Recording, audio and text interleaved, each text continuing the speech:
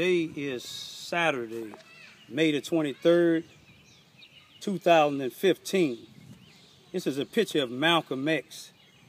His birthday was on the 19th of May, but when I had my normal video man, who's been videoing things for me since 2004, matter of fact, he even videoed my wedding when I got married, and his wife was my photographer. I say it was because it's past tense now. When I was making a small documentary on Malcolm X, after we completed our documentarians, I took him to his house, and he's supposed to call me back in about 10 minutes, and he told me the police was at his house. And I'm going to tell you the story on that in a minute. You see this here where it says El Hajj Malik El Shabazz, which was Malcolm X's Muslim name.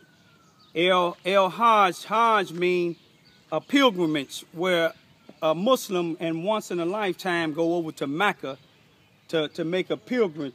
And Malik means king or ruler, and El Shabazz mean the lost tribe.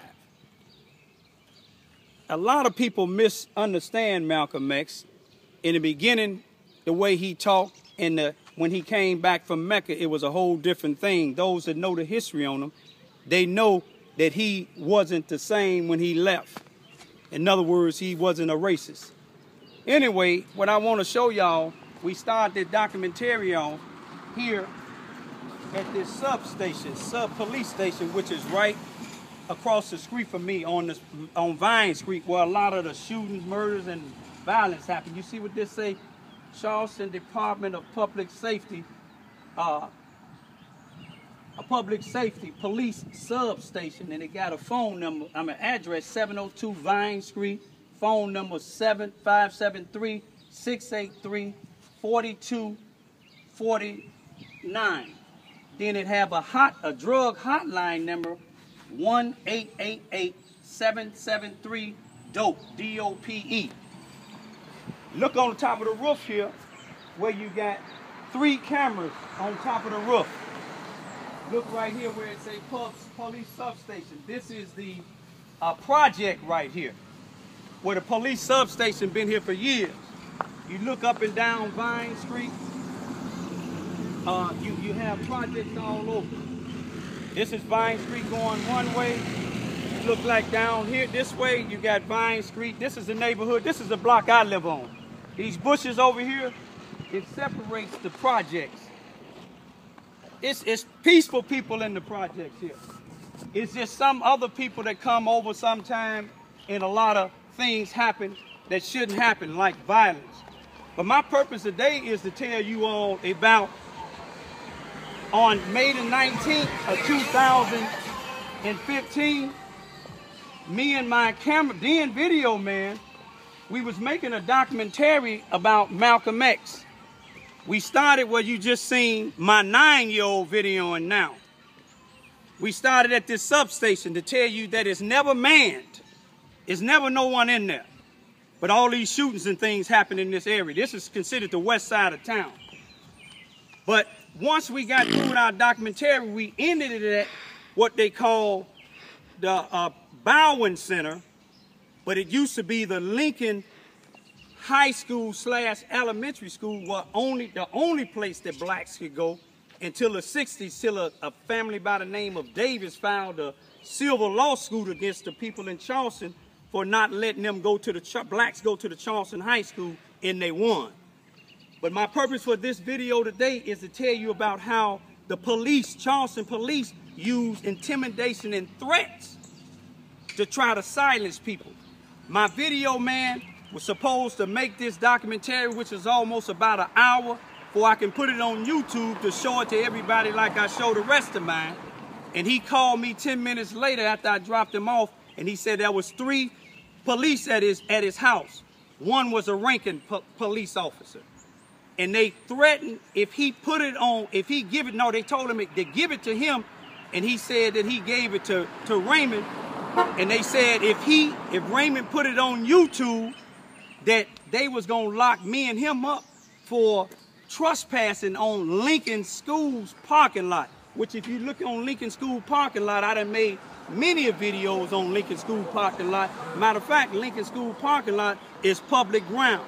But this is one method that the police, the Charleston Police Department, try to intimidate people that don't know their rights. He didn't even give me the video because he told me, they said if he did give it to him and I published it, if he gave it to me and I published it, that they was gonna lock me and him up for trespassing, and they was gonna take my 2 children and my father, like they did in May of 2008 when they intimidated my children's mother, who was my wife then. She fell victim to heroin and crack again, and they threatened her when she was out in the streets.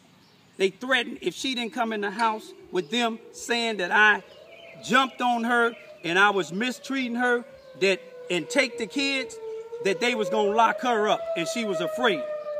But they intimidated him, and I never got it. My point is, I want y'all to help us get the United States Department of Justice down here as soon as possible, because now they done made the threats that the police department has a hit out on me.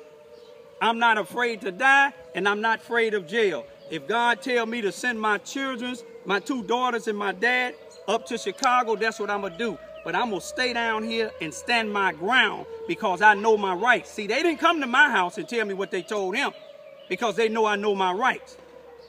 I want you to just follow the history of how these people intimidate people, man. Look at all my YouTube videos where you will see where the police, when a black is shot, the scene is never secured. Civilians is all over. But November the 8th of 2011, when this white police officer shot and killed a mentally ill 34-year-old man after he'd been tased 2 times, they had it covered off. Follow this YouTube video and the other ones, because they have threatened my life. They didn't say it 2 weeks ago that I was supposed to put a terrorist threat for the school to bomb it up. Then they said that I was supposed to have been trying to bomb the Lincoln School up on Malcolm X's birthday. In other words, they telling me that we can't make a documentary of Malcolm X, but we could do Martin Luther King and anybody else. And I love Martin Luther King. Martin Luther King and his wife allowed Malcolm X to come speak at their church. I leave you all with a prayer from the Bible. Our Father which art in heaven, hallowed be thy name, thy kingdom come, thy will be done on earth as it is in heaven. Give us this day our daily bread. Forgive us our trespasses as we forgive those who trespass against us. Lead us not into temptation, but deliver us from all evil. For thou is the kingdom, and the power, and the glory forever. Amen. I'd like to leave my Muslim brothers with a prayer, the El-Fatiha. Awudu bilad himanah Satan nirajim. Bismillahirrahmanirrahim. Alhamdulillahi Rabbil Alameen. Ar-Rahman Ar-Rahim Maliki Yawmiddin. Iyyaka na'budu wa iyyaka nasta'in. Ihdina siratal al-mustaqim. Siratal Ladhinam and Amtam Alayhim. Gairil Magdubi Alayhim Walid-Darleen. Amen. I said, I seek refuge with God from Satan, the rejected enemy. In the name of God, most gracious, most merciful. Praise be to God, the cherisher and sustainer of the worlds. Most gracious, most merciful. Master of the day of judgment. Thee do we worship and thy aid we seek. Show us the straight way, the way of those on whom thou hast restored thy grace, those whose portion is not wrath, and who go not astray. And other thing I want to let y'all know, Lester Gillespie and Sherry Maxwell is a part of this plot to try to take my daughters and my daddy, and the same ones was a part of the plot that threatened my video man and his wife, who do videos for the school and other parts of this town. They threatened to stop letting them do videos at the school and other places in this town. Investigate Lester Gillespie, investigate Sherry Maxwell, who runs the Lincoln School. Both of them are black. Investigate the individuals at the high school, the assistant black principal and the black director of transportation. Look at their history of misusing people in there. I leave you as I came, with the peace and blessings of God. This is to all the God-fearing people. You see, ain't no ministers, no preachers, no leaders, no NAACP leader who's been down here for 20 years as the NAACP leader. They haven't came forward to help us at one time. They haven't marched. They don't even honor Malcolm X. I leave you as I came. And another thing is, there's 2 people at the Charleston Police Department, one black and one white, a white police officer and a black female that I trust. I don't know some of the new ones, but I know all the ranking ones that's been there. They corrupt, they use threats, intimidations. They done tried to me before, but they know I know my rights. I don't have nothing against white people. All I have something against people that use white superiority, and I have a thing against blacks that try to sell out or try to harm other blacks.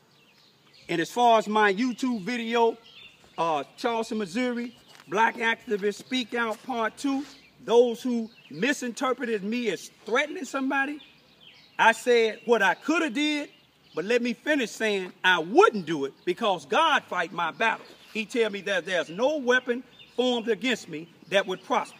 The only way I ever took somebody's life in my lifetime when somebody was trying to take mine and my life was in danger. And each time that I had to do it, the record would show I didn't run, they didn't have to look for me or put a warrant out for me. I turned myself in. I leave you with peace. All of my brothers and sisters in Chicago, Gary, Indiana, and all other the places that's helping us fight this fight, continue to share it with other people. Peace.